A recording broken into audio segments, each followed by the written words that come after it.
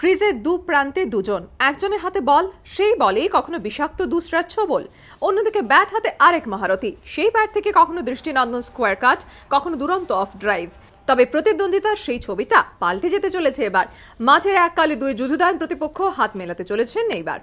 মুথাই মুরলীধরন এবং সৌরভ গঙ্গোপাধ্যায়। মুরলীধরনকে বাংলার bowling coach করার ঘোষণা করা হয়েছে ইতিমধ্যেই।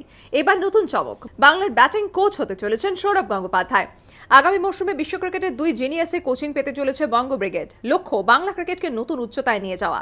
শুধু বাংলা সিনিয়র টিমই নয়, এখান থেকে নতুন প্রতিভা তুলে আনার জন্যই কোচিং দেবেন সৌরভরা। বাছাই করা 60 জন ক্রিকেটারকে প্রশিক্ষণ দেওয়া হবে। আগামী মাসেই শুরু প্রশিক্ষণ। যদিও সৌরভের এই সিদ্ধান্তের সঙ্গে বাংলার বর্তমান কোচ অশোক মালহোত্রার ভূমিকার কোনো বিরোধ নেই।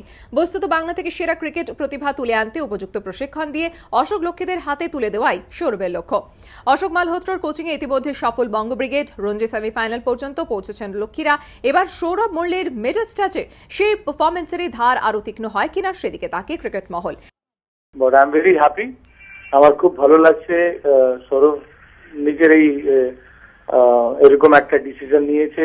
এটা আমি আগেও দাদার সাথে আগেও আলোচনা হয়েছিল, দাদিকে বলেছিলাম কি you are the best option. ক্রিকেটের পর এবার নয়া ভূমিকায় সৌরভ। টেস্ট ক্রিকেটের 800 উইকেটের মালিক আর 7212 রানের মালিকের এই নয়া যুগলবন্দির দিকে এখন নজর গোটা বাংলার। এবিপি আনন্দ।